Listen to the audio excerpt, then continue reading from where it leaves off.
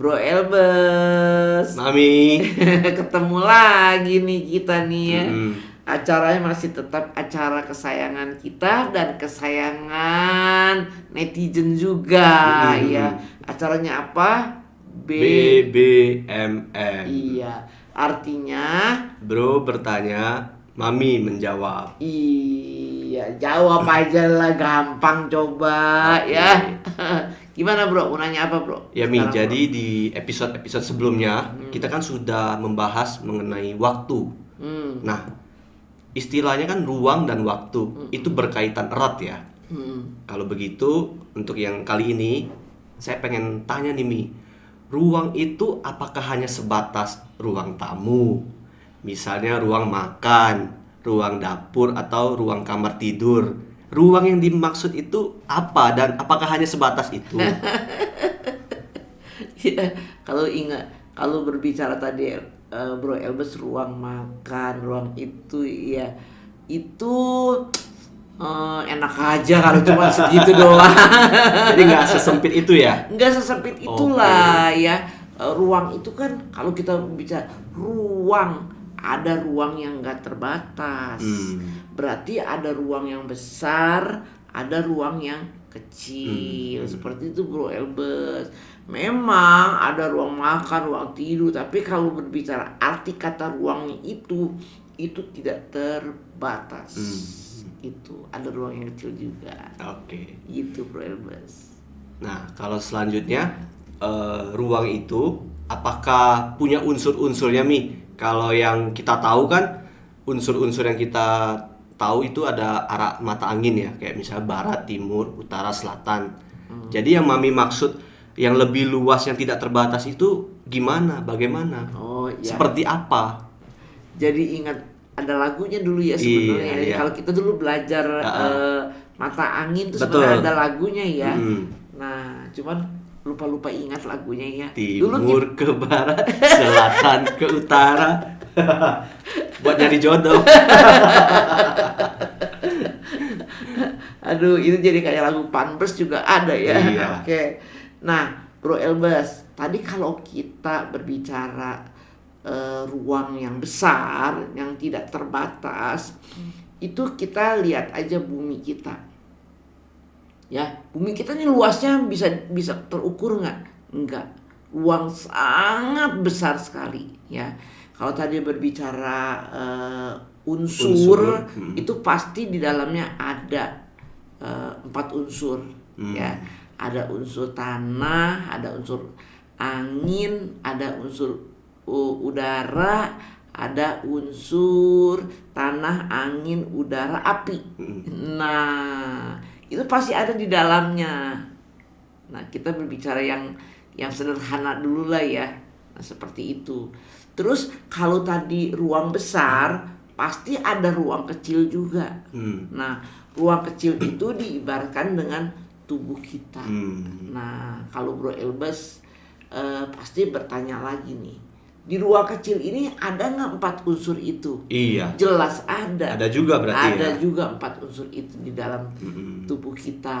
Oke. Nah, seperti itu Bro Elbes. Oke, berarti ada 4 unsur nih Mi ya di alam yang besar, yaitu alam bumi ini maupun alam semesta, dan juga ada alam yang kecil di tubuh kita. Kalau tadi saya boleh persingkat 3A dan T.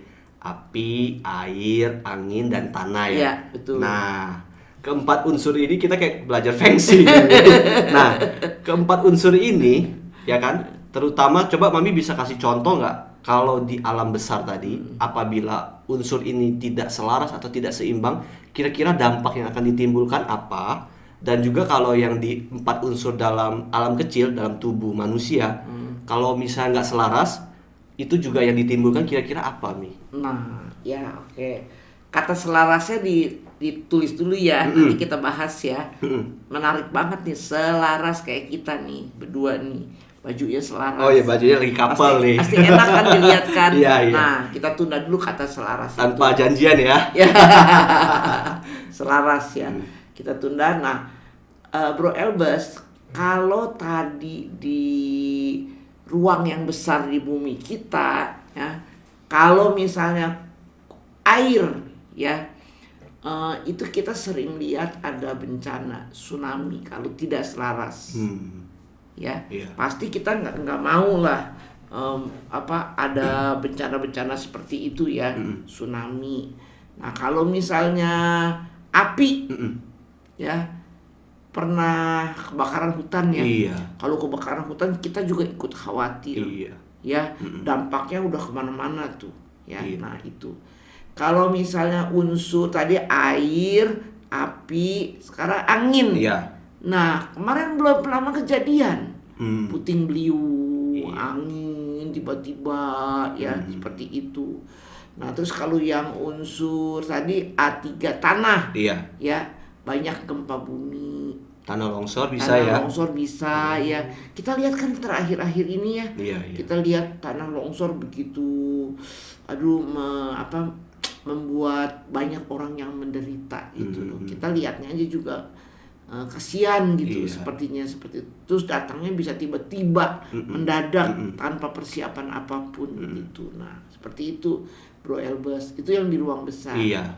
Kalau yang di ruang kecil nih Ada juga ya. menarik ya. Dampaknya ya. Nah kalau misalnya api dah Iya. di dalam ruang kecil, di dalam tubuh kita Tubuh nih kita, ya, iya. apinya besar. Mm-mm. Pernah lihat orang marah-marah nggak sih? Wah, sering. Oh, itu berarti unsur apinya terlalu banyak ya, berlebihan orang ya. bisa panas, Emosi ya? emosi, terus sepertinya marah-marah gitu ya. Nah seperti itu Bro Elbas kalau apinya Iya. tidak seimbang. Nah kalau airnya, nah kadang-kadang kalau kita berbicara air tuh bisa ada apa ya, darah di Iya. dalam tubuh kita ya, nggak stabil, kelenjar.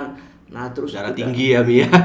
kayak gitu ya. Iya. Nah bisa juga ada apa, sembelit, Iya. kadang-kadang seperti itu. Kalau kekurangan minum juga kita dehidrasi gitu ya.